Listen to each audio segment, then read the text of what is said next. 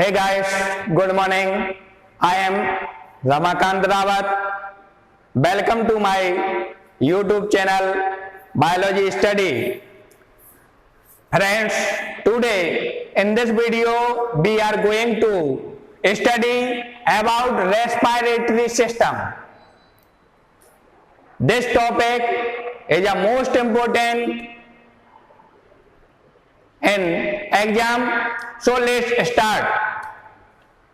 This topic respiratory system. यहाँ पर हम लोग श्वसन तंत्र के बारे में अध्ययन करेंगे जो आपके 12th एंड 10th क्लास के लिए बहुत ही महत्वपूर्ण है।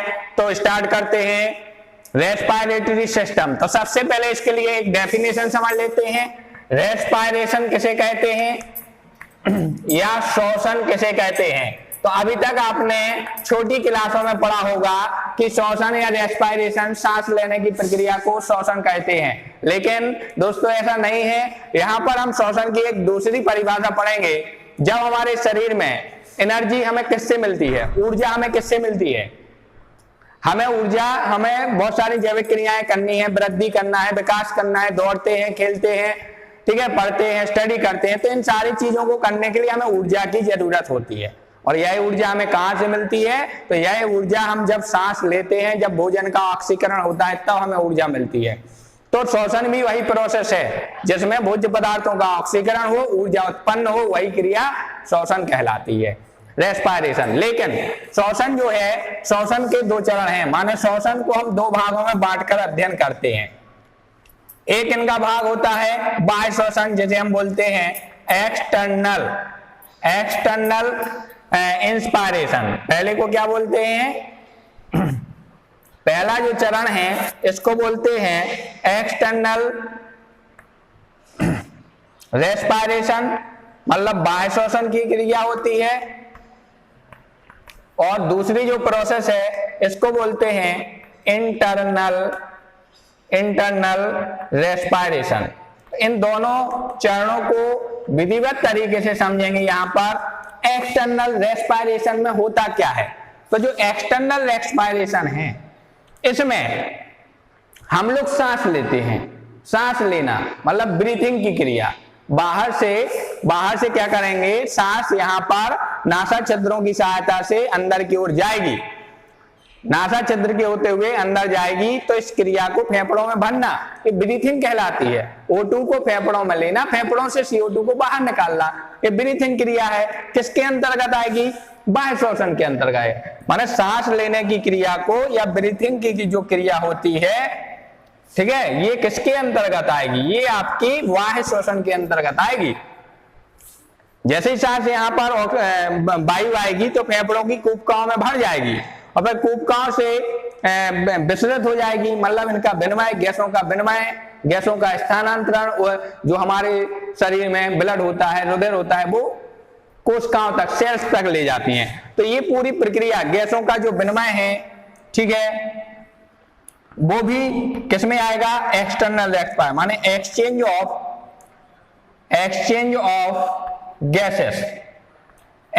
ऑफ गैसेस, मतलब गैसों का आदान प्रदान भी इसी के अंतर्गत आएगा।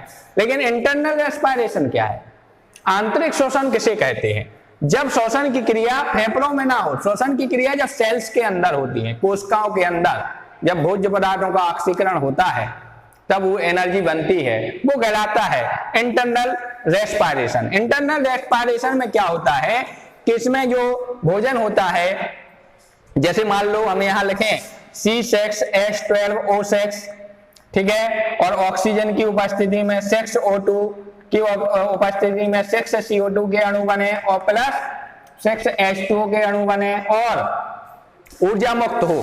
तो कितनी ऊर्जा मुक्त हो, यहाँ पर 38 ATP ऊर्जा मुक्त होती है, ठीक है, ये एनर्जी है। तो आप देखें ये जो प्रोसेस हो रही है ये इंटरनल रेस्पिरेशन के अंतर्गत आएगी, लेकिन ये कुछ चरणों के अंतर्गत होती है इंटरनल रेस्पिरेशन। जैसे इसके अंतर्गत एक ग्लाइकोलाइसिस चक्र आता है, ग्लाइकोलाइसिस चक्र आता है।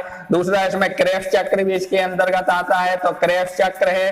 तीसरा इसके अंतर्गत आता है क्रेब्स चक्र के अलावा, ठीक है, तो ग्लाइकोलाइसिस चक्र है, क्रेब्स चक्र है, और तीसरा यहाँ पर आता है ईटीएस तक। ईटीएस माने इलेक्ट्रॉन ट्रांसपोर्ट सिस्टम।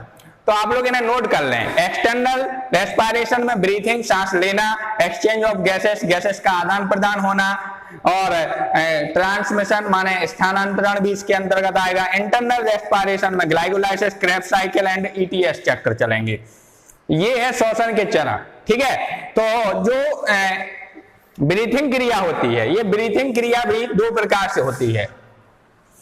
ब्रीथिंग की जो क्रिया है इसको समझ लें। ब्रीथिंग है क्या? सांस लेते हैं, श्वासोच्छ्वास आपने सुना होगा, हिंदी में ब्रीथिंग को क्या बोलते हैं? श्वासोच्छ्वास। तो श्वासोच्छ्वास की जो क्रिया है, मतलब ब्रीथिंग की जो क्रिया है, ये किस टाइप से होती है? तो ब्रीथिंग दो चरणों में होती है। एक तो होता है इंस्पायरेशन, ठीक है, इंस्पायरेशन, और दूसरा होता है एक्सपायरेशन। मतलब एक बार जब बाहरी वातावरण की वायु को फेफड़ों में भरना, जब बाहर से सांस लेंगे फेफड़ों में वायु भरेगी, इस चरण को क्या कहते हैं? इंस्पायरेशन। फेफड़ों की जो CO2 है वो बाहर निकल रहा है, ये क्रिया क्या कहलाती है? एक्सपायरेशन। तो इंस्पायरेशन एक्सपायरेशन किसके चरण है? ब्रीथिंग के। अब हम थोड़ा सा सिस्टम समझ लेते हैं। रेस्पिरेटरी सिस्टम किसे कहते हैं? देखो, हमारे शरीर में सांस लेने के लिए या श्वसन क्रिया करने के लिए छोटे छोटे ऑर्गन्स पाए जाते हैं, अंग पाए जाते हैं। सभी ऑर्गन्स या अंग मिलकर के क्या बनाते हैं? यहाँ पर रेस्पिरेटरी सिस्टम का निर्माण करते हैं। तो यहाँ पर देख लेते हैं रेस्पिरेटरी सिस्टम में कौन कौन से चरण होते हैं, कौन कौन से ऑर्गन्स होते हैं, वो यहाँ पर समझ लेते हैं। तो सबसे पहले यहाँ पर नेसल आती है, माने नोज आती है। तो यहाँ पर नेसल एपर्चर या हम नासा छिद्र जिन्हें बोल सकते हैं, ये आएंगे सबसे पहले।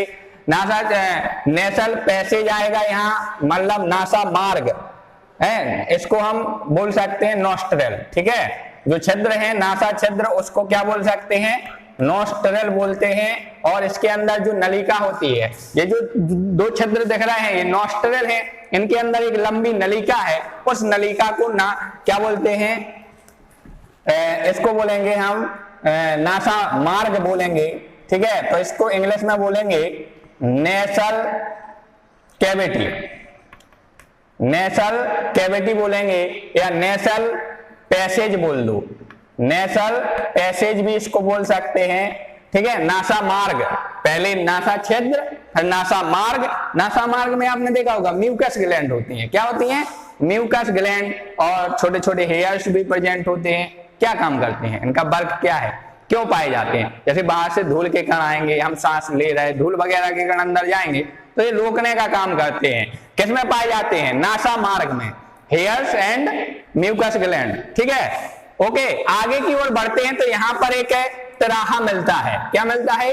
तराहा। तीन रास्तों का एक समूह मिलता है। तराहा, यहाँ से जाएंगे तो मुंह से जाएंगे, यहाँ भी मिलेगा, यहाँ नाक से भी जाएंगे। आप कभी कभी देखते हैं हम पानी पीते हैं मुंह से और निकल आता है नाक से, वो तराहा का काम है। वो किसका काम है? तराहा का काम है। तो वो तराहा और एक तीसरा मार्ग कहाँ जाएगा? अंदर की ओर जाएगा। तो तीन मार्ग हो गए, जहां से तीन मार्ग निकले उसी को तो तराहा बोलते हैं। तो यहाँ से तीन मार्ग निकलते हैं, जहां से निकलते हैं उस स्थान को क्या कहेंगे हम? तो उस स्थान को हम लोग ग्रसनी या फेरेंक्स कहते हैं। क्या कहते हैं? ग्रसनी या फेरेंक्स। ओके, ग्रसनी या फेरेंक्स उसको बोला जाएगा। और तराहा जो रोड जा रहा है, जैसे मड़ावरा रोड जा रहा है, ठीक है, तो ये नासा ग्रसनी, जो नाक की तरफ जाए, नासा ग्रसनी है, मुख ग्रसनी होता है। तो इस टाइप से इनके नाम होंगे। यहाँ चलते हैं, आगे की ओर चलते हैं तो यहाँ एक जे आप देख सकते हैं, जो मुंह है, एक गर्दन है, गर्दन के यहाँ पर आप देखें बीच में एक फूली हुई संरचना दिखाई दे रही, ये कार्टिलेज, ठीक है, उपास्थियों और अस्थि बोन्स इनसे मिलकर बनी होती है।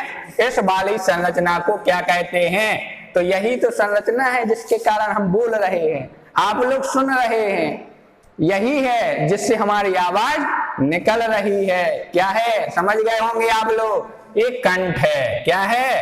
कंठ, ठीक है, इसको क्या कहते हैं? कंठ। और इसका एक दूसरा नाम भी होता है, इसको हम लैरिंक्स कहते हैं। क्या कहते हैं? लैरिंक्स। या हम इसका एक दूसरा नाम भी बता सकते हैं, स्वर यंत्र, ठीक है, जिससे क्या उत्पन्न हो रहा है, स्वर उत्पन्न हो रहा है। हम बोल रहे हैं, आप लोग सुन रहे हैं, स्वर उत्पन्न हो रहे हैं। हमारे इसमें जो स्वर यंत्र है, कंठ है, इसमें स्वर रज्जु पाए जाते हैं। क्या पाए जाते हैं? स्वर रज्जु, वोकल कार्ड। क्या बोलते हैं? Vocal card. उसी से ध्वनि उत्पन्न होती है, उसी से साउंड उत्पन्न होता है। तो आप समझ गए ना, स्वर कहां से उत्पन्न होता है? तो लैरिंक्स से उत्पन्न होता है। अब इससे आगे चलते हैं। इससे आगे चलेंगे तो आपको एक नलिका का संरचना दिखाई दे रही है, जिसमें इस टाइप के सी के आकार के उपास्थि के बने आपको छल्ले देखने को मिलेंगे। ये जो है, ये जो दिखाई दे रही है, ये नलिका का जो संरचना आपको दिख रही है, तो इसको क्या कहते हैं? तो इसका नाम क्या है? इसका नाम है श्वास नली। क्या नाम है इसका? श्वास नली नाम है, या इसको हम ट्रैकिया बोल सकते हैं। क्या बोल सकते हैं? ट्रैकिया। इसको अपन बाइंड पाइप भी बोल सकते हैं। बाइंड पाइप माने वायु नाल, चाहे श्वास नली बोल दें, चाहे वायु नाल बोल दें, चाहे ट्रैकिया बोल दें। ठीक है, ये आगे की तरफ जाकर दो भागों में डिवाइड हो जाएगी, दो शाखाओं में बढ़ जाएगी। इन दोनों शाखाओं को क्या कहते हैं? तो इन शाखाओं को जो बढ़ गई हैं, राइट एंड लेफ्ट, दो भागों में डिवाइड हो जाएंगी। तो ये जो राइट तरफ चली जाएगी, इसको क्या कहेंगे? तो इसको कहेंगे ब्रोंकाई। ठीक है, क्या बोलेंगे? ब्रोंकाई। दोनों को इस तरफ और इस तरफ की मिलाकर इनको ब्रोंकाई बोलते हैं, और एक को ब्रोंकस बोलते हैं। एक को ब्रोंकस बोलेंगे, दोनों जो दो भागों में डिवाइड हो गए उनको ब्रोंकाई बोलेंगे। और ब्रोंकाई भी आगे अंदर की ओर जाकर आप देखें तो जो ब्रोंकाई या ब्रोंकस है, ये अंदर की ओर जाकर अनेक छोटी छोटी शाखाओं में बढ़ जाते हैं। इन शाखाओं को हम ब्रैंकियोल्स कहते हैं। क्या कहते हैं? ब्रैंकियोल्स। ओके, और ब्रैंकियोल्स के भी अंतिम जो अनेक शाखाएं निकलती हैं ब्रैंकियोल्स से भी पतली पतली, उनके सिरों पर खुली हुई संरचनाएं पाई जाती हैं, जिनको हम एल्वियोलाई कहते हैं। एल्वियोलाई मतलब क्या होता है? तो इसका मतलब होता है वायु कोष्ठ, एयर सैक, वायु कोष्ठ। जैसे ही हम सांस लेंगे वैसे ही हमारी जो वायु है इन वायु कोष्ठों में भर जाएगी। इन वायु कोष्ठों से फिर बाहर विसर्जित होती है, रुधिर में जाती है। रुधिर से फिर रुधिर जो है वो पहुंचाता है कोशिकाओं तक। कोशिकाओं में भोजन का ऑक्सीकरण होगा, CO2 बनेगी, वापस आएगी इन वायु कोष्ठों में। फिर यहां से हम एक्सपायरेशन के द्वारा बाहर निकाल देंगे। ये प्रोसेस चलेगी इनमें। तो वायु कोष्ठों में करोड़ों की संख्या में, एक लंग्स में इनकी संख्या करोड़ों में होती है। ठीक है, और आप ये दो संरचनाएं देख रहे हैं दोनों तरफ, तो ये दोनों की दोनों संरचनाओं को क्या कहते हैं? लंग्स कहते हैं। ठीक है, क्या कहते हैं? लंग्स। ये वाला राइट लंग्स और ये वाला लेफ्ट लंग्स होता है। दायां और बायां फेफड़ा है ये, तो लंग्स या फेफड़े होते हैं दो, जैसे आपको दिखाई दे रहे होंगे चित्र में। और इनके चारों तरफ एक झिल्ली का आवरण होता है। इसके चारों तरफ झिल्ली का आवरण होता है। इनके चारों तरफ, फेफड़ों के चारों तरफ इस झिल्ली के आवरण को क्या बोलते हैं? तो इसको बोलते हैं प्लूरल। प्लूरल। ठीक है, प्लूरल झिल्ली बोलते हैं। और इसमें एक द्रव भरा होता है, इसको हम प्लूरल द्रव कहते हैं। ये द्रव क्या काम करता है? फेफड़ों को सूखने से बचाता है, नम बनाए रखता है। ठीक है, फेफड़ों को घर्षण से भी बचाता है। ये प्लूरल द्रव, झिल्लियों के बीच में जो द्रव भरा हुआ है, प्लूरल झिल्ली, जो कि फेफड़ों को ढकने वाली जो झिल्ली है उसको प्लूरल झिल्ली कहते हैं। और ये आप एक संरचना देख रहे होंगे, इसको हम डायफ्राम कहते हैं। क्या कहते हैं? डायफ्राम। ठीक है, डायफ्राम कहते हैं। और ये डायाफ्राम क्या काम करता है? हमारे पूरे शरीर को दो कैविटी में बांट देता है। इस डायफ्राम से ऊपर वाला वक्ष गुहा कहलाती है, थोरेसिक कैविटी। और इस डायफ्राम के नीचे वाली कहलाती है उदर गुहा। उदर गुहा में जैसे हमारी आंतें वगैरह हैं प्रेजेंट होती हैं उदर गुहा में। वक्ष गुहा में जैसे फेफड़े हैं, फेफड़ों के साथ हार्ट भी है, हृदय भी हमारा वक्ष गुहा में ही प्रेजेंट होता है। तो यहाँ हमारे जो फेफड़े प्रेजेंट हैं वो कौन सी गुहा में हैं? तो आप देखेंगे वक्ष गुहा में प्रेजेंट हैं, थोरेसिक कैविटी में प्रेजेंट हैं। ठीक है, तो ये रेस्पिरेटरी सिस्टम था, मनुष्य का रेस्पिरेटरी सिस्टम आज के इस वीडियो में बताया है। आई होप कि आप लोगों को ये वीडियो अच्छा लगा होगा। ठीक है, अगर आपको वीडियो पसंद आया है तो आप अपने दोस्तों को जरूर शेयर करें। आप लाइक कर सकते हैं। अभी तक अगर आपने हमारे चैनल को सब्सक्राइब नहीं किया है तो आप चैनल को भी सब्सक्राइब करें और हमें मोटिवेट करें, जिससे हम नए नए वीडियो आप तक पहुंचा सकें। Thank you.